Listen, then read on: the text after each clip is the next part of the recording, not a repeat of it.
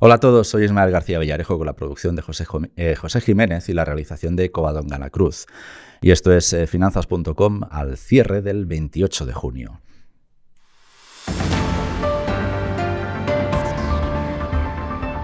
Inversores, muy bienvenidos. Munesh y yo os estábamos esperando. Munesh, bien conectado al centro de noticias de finanzas.com. ¿Cómo estás? Muy bien, encantado de estar con vosotros. Munesh Melwani es director general de Cross Capital. Munesh, hoy hemos tenido una sesión con varios frentes abiertos, desde la confianza en los Estados Unidos, la confianza del consumidor en los Estados Unidos, hasta la reunión de banqueros centrales en Sintra, pasando por lo que afecta a cada valor individualmente, como la crisis de gobernanza que continúa haciéndose más honda en Indra. De todos estos frentes, o igual de alguno ni siquiera que haya mencionado, porque seguro que me dejo, ¿cuál os ha llamado la atención? ¿Qué os ha sorprendido o qué os ha disgustado de la sesión de hoy? Bueno, vamos a ver, estamos en un contexto con varios frentes abiertos, ¿no? Como bien dice, el dato de confianza del consumidor era un poco cruzar los dedos, pero se ha confirmado lo que se esperaba, que era pues un sentimiento negativo por parte del consumidor americano. Hay que recordar que el consumo privado en Estados Unidos supone 2/3 del PIB, con lo cual es muy relevante a la hora de determinar si viene una recesión o no la viene. El mercado está descontando que sí que viene. Lo difícil va a ser un poco concretar cuánto va a durar esa recesión y cómo de profunda va a ser. Uh-huh. Yo creo que la Fed está determinada, ¿no?, en controlar la inflación. Y en ese sentido, pues hará todo lo que esté de su mano y si las bolsas tienen que caer un poco más, pues caerán. Es aquel combatir la inflación caiga quien caiga, ¿verdad, Munesh? Que nos decían la semana pasada. Sí, bueno, Draghi hizo famosa la frase, la de whatever it takes, Whatever it ¿no? Lo que takes, haga falta, y ahora digamos que la están aplicando todos los bancos centrales, pero para la inflación. Desde Sintra, desde Portugal, Lagarde ha confirmado que no dejará que haya fragmentación en el mercado de deuda de la zona del euro. Eso inferimos, porque ya sabes cómo es Lagarde comunicando, y por lo tanto nos tenemos que imaginar que el 1 de julio, que teóricamente acababa el programa de apoyo, pues a partir de ahí continuará comprando bonos específicamente de las economías de la zona, de la periferia del euro, de los llamados PIC, entre los que se incluye España y Portugal. ¿Cómo valoras esta crisis? ¿Los inversores están más preocupados por la fragmentación de la deuda en la zona del euro, que haya un descontrol de la prima de riesgos, o ese valor pasa subyugado al que comentábamos antes de los riesgos de inflación con este nuevo dato que conocemos de la confianza del consumidor en los Estados Unidos? ¿A qué le das más importancia? Hombre, yo creo que es importante el que Lagarde muestre que hay una unidad en cuanto a política monetaria se refiere y que van a velar, pues, digamos, por esa mutualización, ¿no?, de deuda que se hizo en la etapa del COVID, la primera vez que se emitía de forma, digamos, coordinada. Y por tanto, siempre ha habido en Europa dos velocidades o dos grupos de países, ¿no?, periféricos y digamos, centrales. Y lo que un poco el detonante ha sido la TIR del bono italiano, ¿no?, que ya ha superado pues niveles insospechados, la prima se ha disparado, la ha seguido a España, y un poco lo que se quiere frenar es eso. Por tanto, bueno, el mensaje de Lagarde yo creo que lo tenía que dar, que existe un apoyo explícito del Banco Central a que no haya diferencias y las primas no se disparen, pero tampoco era normal las primas de riesgo de las que veníamos, ¿no?, respecto a Alemania, ¿no? Digamos, los datos macro y la estructura de deuda sobre PIB de los países periféricos siempre han estado muy por encima de la media europea, ¿no? En ese sentido, bueno, yo creo que es el mensaje que tenía que dar, lo cual el mercado no le ha hecho mucho caso, ¿no? O sea, se han reducido un poco las tires, pero el mercado tiene claro que la inflación la va a tener que aplacar igualmente el BCE y no va a afectar por igual a todos los países. Uh-huh. Aún así, por ejemplo, vemos que el IBEX ha superado los 8.300 puntos al cierre, según los datos que estoy viendo ahora en las pantallas de finanzas.com, con los valores energéticos destacando entre los que han tirado del carro. Repsol ha ganado un 3,15%, Endesa un 3,11%, Naturgy un 2,91%, Red Eléctrica un 2,69%, Indra un 2,32, parece que se están abriendo ahí oportunidades después del batacazo del casi el 20%, además el 15% de la semana pasada. Si te parece, vamos por orden. ¿Qué crees que hay detrás de las subidas de Repsol y cuál es vuestro sentimiento con la petrolera? Bueno, yo creo que el Repsol forma parte del sector energético que además es el que ha aupado las bolsas desde octubre del año pasado, me atrevería a decir, ¿no? Junto con los bancos, que ahora mencionaremos. Y en España, pues la más representativa era Repsol, ¿no? Los precios energéticos, bueno, como bien se sabe ahora, pero no éramos muy conscientes o no teníamos el foco bien centrado, digamos, en los últimos meses, ¿no? Hasta que surgió el tema de Ucrania. No se ha invertido, no ha habido CAPEX en la industria energética en los últimos años, en las políticas públicas de acopio de energía fósil, digamos, no ha habido inversiones suficientes. Y ahora que la demanda, pues, con la reapertura económica después de la COVID y con el crecimiento económico que ha venido después, ha tirado de todas estas materias primas, es cuando nos hemos venido a dar cuenta de que no había oferta suficiente y los precios han ido pues donde están, ¿no? Pues el crudo por encima de $120. Y la idea es que se reconduzca, pero tampoco ves a una OPEC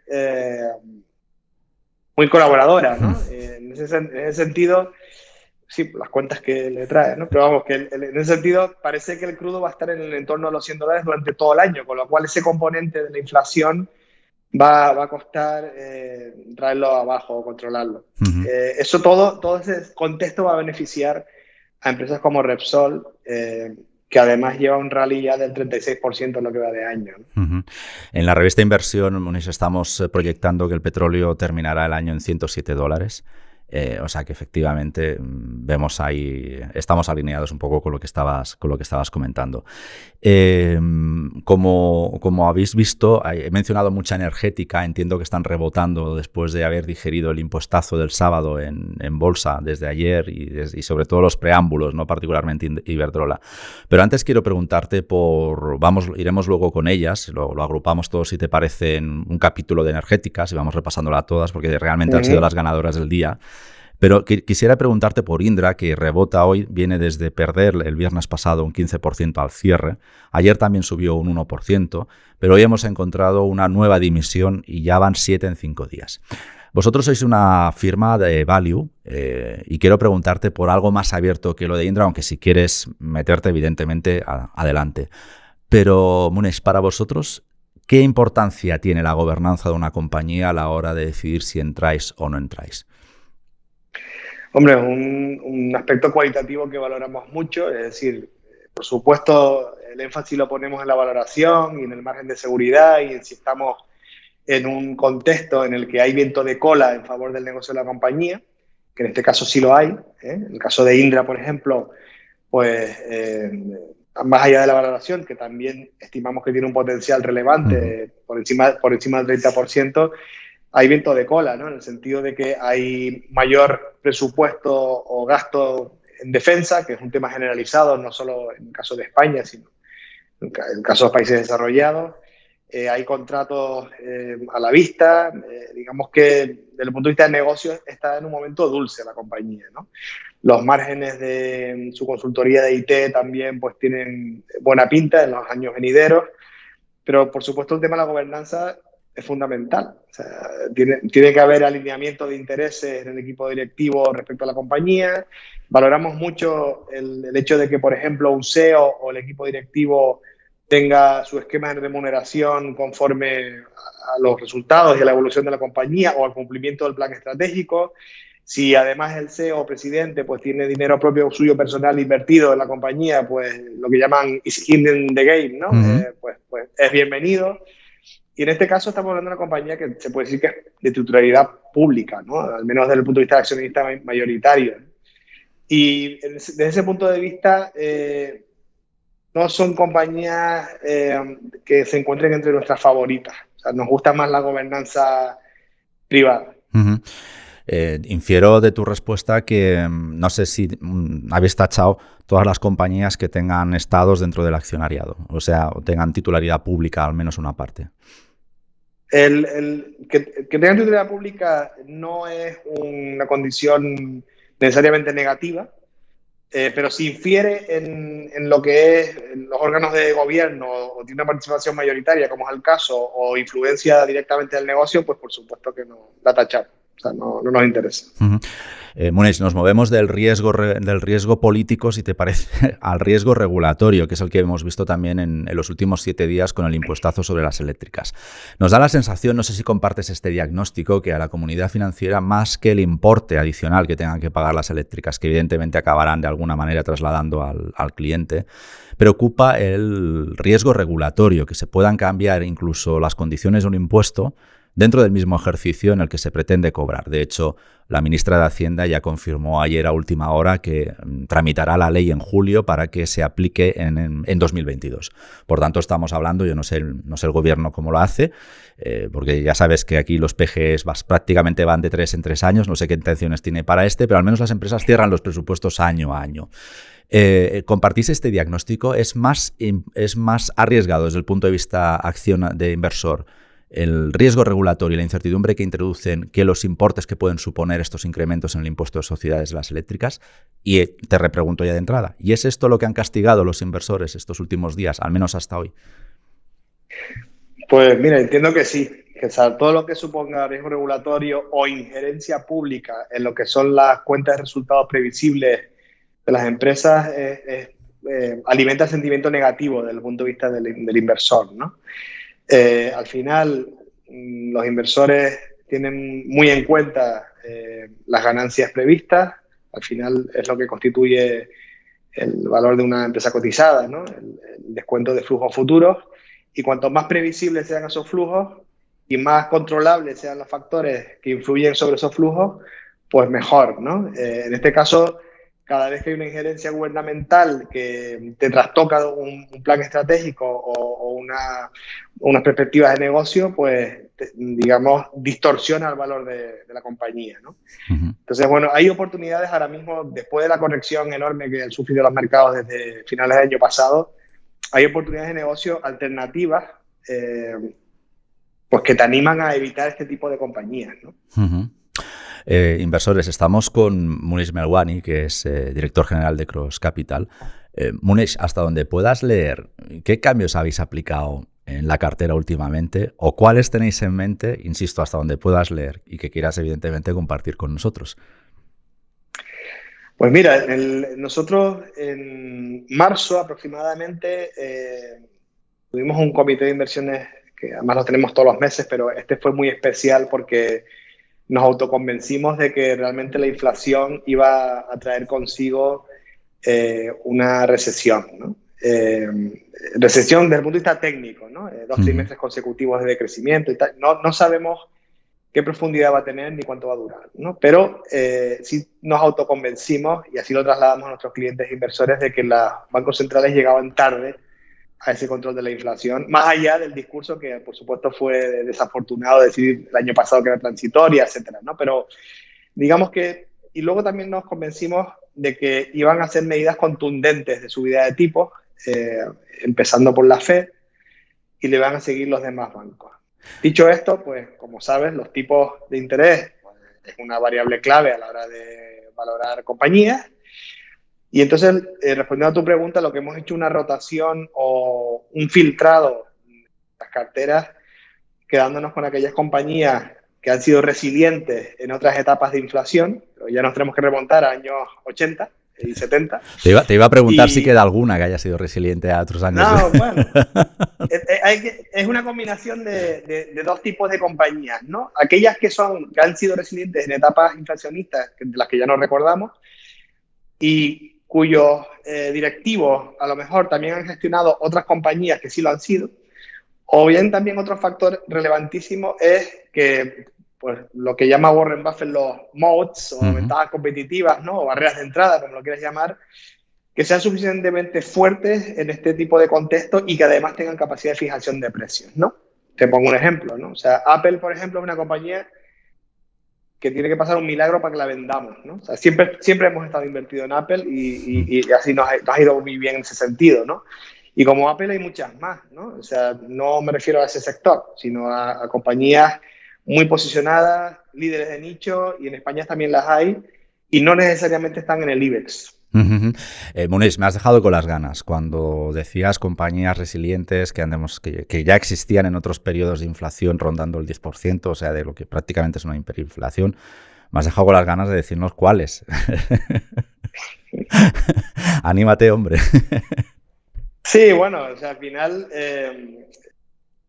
también no nos tenemos que olvidar de que hay compañías, volviendo al tema al principio de la conversación, ¿no? De Sí. que están en un momento dulce por los vientos de cola. O sea, los tipos de interés benefician claramente al sector bancario, ¿no? Máxime en España. En España, España, como sabes, no hay bancos de inversión, son bancos comerciales con vocación de negocio minorista, sobre todo, y los balances no tienen posicionados a subidas de tipos, ¿no?